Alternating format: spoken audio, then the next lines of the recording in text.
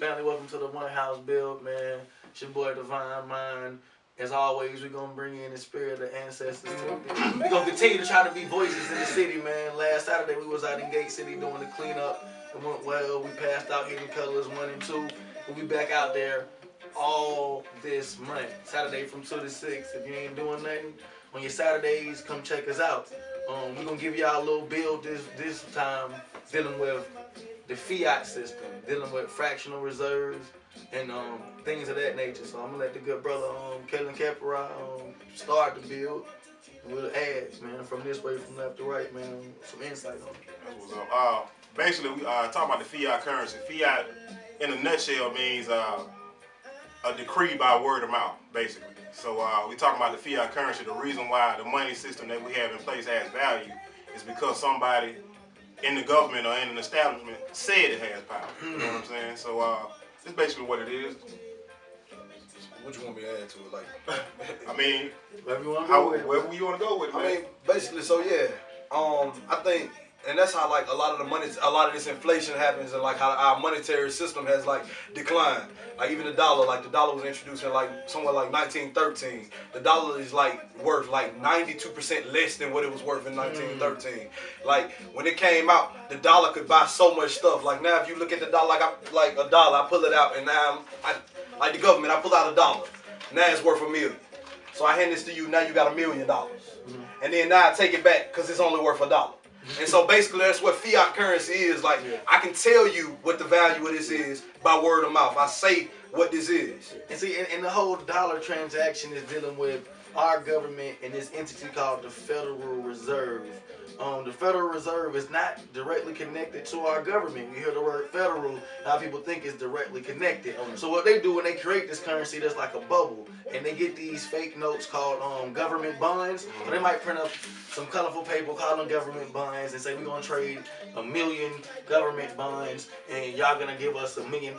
So with these fractional reserves, when they get it, that 1 million can actually trickle down to 10 million. What I'm saying is, if I say if they got that million, when they give it off, that same million replicates to the bank they traded off. So that's how you get the inflation, to show you that it has no value.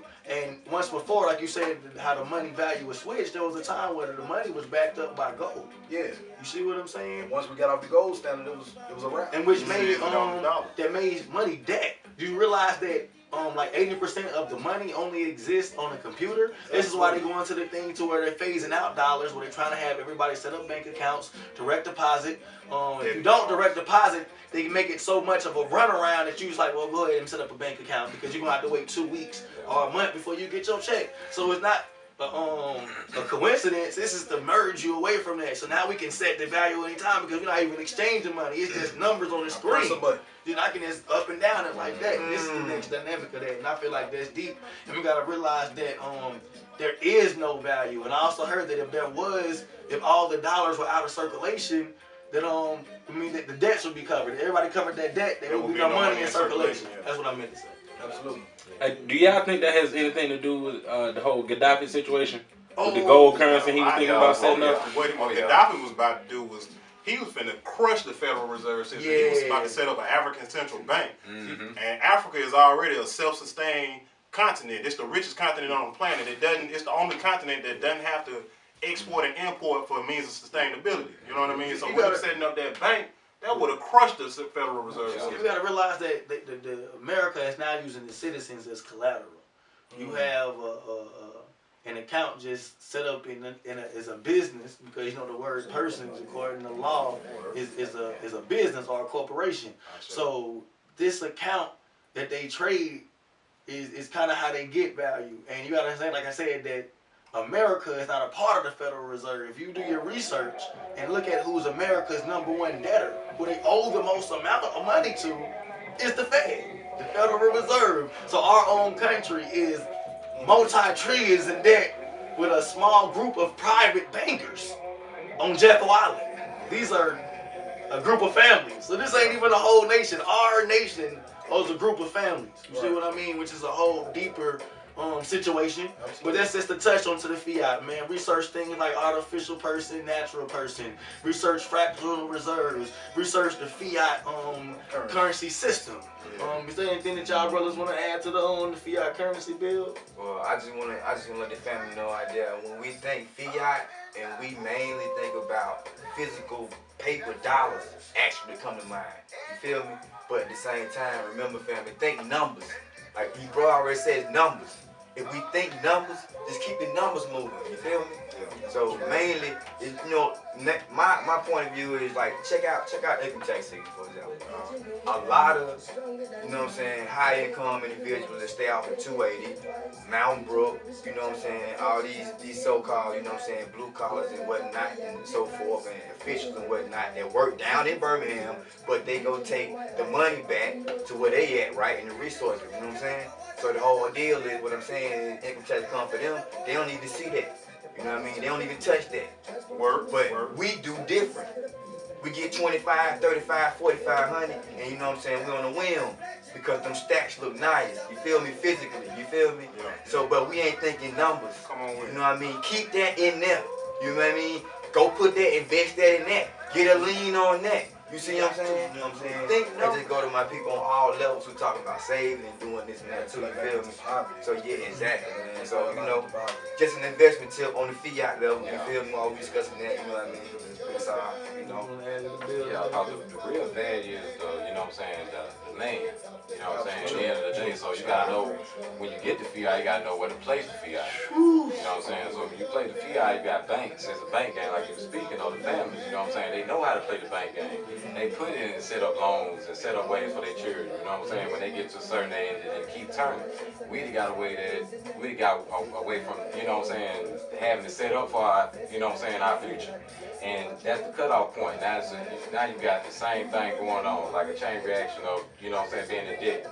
So, it's time now we need to start putting our money where our mouth is. If we're going to say we want to do something, we got to, really get the acres and really start tilling the land and breaking the land and really building up our own house we got to. Because you look at, the Mexicans, they came in the revolution in 2000. They built their own thing. And people started seeing it and they started building for the people, for building nothing. It's a fact. They just took the numbers, like bro was just saying, they had enough of them, you know what I'm saying, unity. So, and that's what we need to do, because we realize that there is no value, real value in this paper. We need to use these as a resource, because the real thing is like you said, getting the land, setting up this institution, setting up things that make self-sustaining wealth. You see what I'm saying? Because money is cool, but we need to set up an economic system. Yeah. And I feel like blacks lack a self-sustaining economy.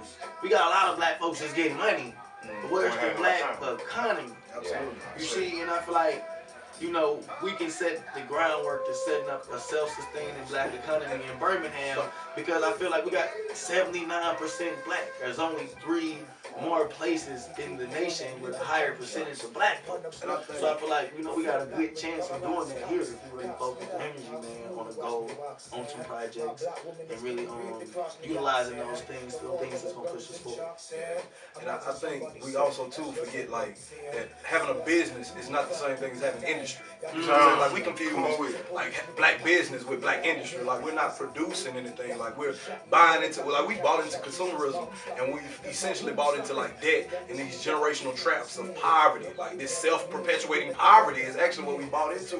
Like, we don't even think large enough. I got a shirt on. Who made this shirt? You see what I'm saying? Where did it come from? You know what I'm saying? I got a cell phone in my pocket. Right. Black folk ain't making these. You see what I'm saying? We not, you know what I'm saying? We not making the cars. We not making the computers. Like I say, even tissue, we ain't got no toilet paper. You see what I'm saying? Yeah, we don't think large enough. You see what I'm saying? We're not producing. You see what I'm saying? You have to take your no disrespect to the businesses, like you said, I ain't mean to interrupt you. But a lot of these businesses are, where you getting your products from? Right. Who is putting the stuff in your business? You see what I'm saying? So are you really a middleman? Right. For their industry? That's what I try to say. Really self-producing. And that's what I try to tell. Those is doing it, but I support black business and what you want to do. But when we look at things like holistically, and we look at things on a larger scale, in many ways you're acting as an intermediary between an industry and the people and the consumer. And So I'm the glad bottom you line said is that. a black business shouldn't be the end all be all. We should elevate that into It's a black industry. Yeah, Absolutely. And we got a small example of trying to work with that now with Brookview Farm. We got 25 black farmers willing to work.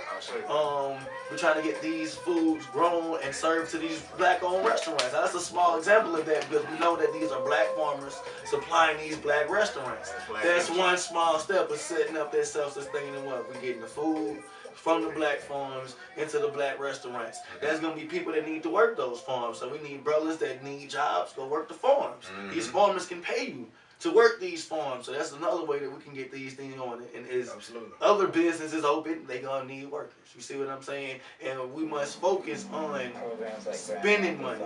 We must go out our way.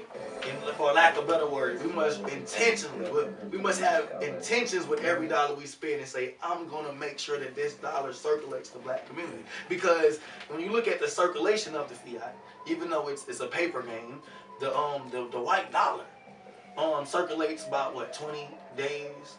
Or is it the Jewish dollars? I think it's the Jewish dollars. Then it circulates about 20 days before it leaves the community. Then you have the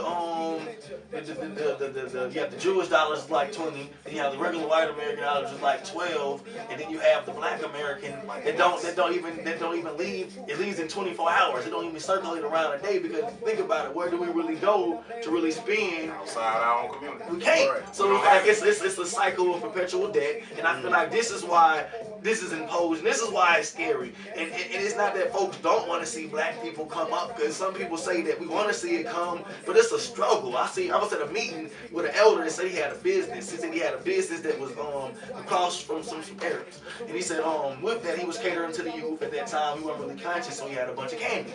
So that's what the draw. The kids wanted to get the candy because he had the candy for a cheaper price. But with that, you in that store, you gonna shop there if you already got your kids there. So the Arabs had about 5 stores around the community, because you can test that now. If you go to one store, you might go down the block, you see the same dude working from there to there. The dude told me on everything that the Arabs told them, if y'all keep shopping with that black store across the street, we won't shop with y'all. They told the retailers, all 5 of our stores gonna stop shopping if you shop with that store across the street. Wow. Now, let's go back into this, how it also goes. I had a friend of mine they wanted to have a hair store, black hair store in what's that, Alabaster. Now, did you know that if you have hair, and most of them regulated by Chinese people, that if I have a hair store, you can't have none of the hair I have in a mile radius. So if your store a mile from me, if you set up a hair store by them Chinese folks, if you a mile from them, the hair brands they got you can't get.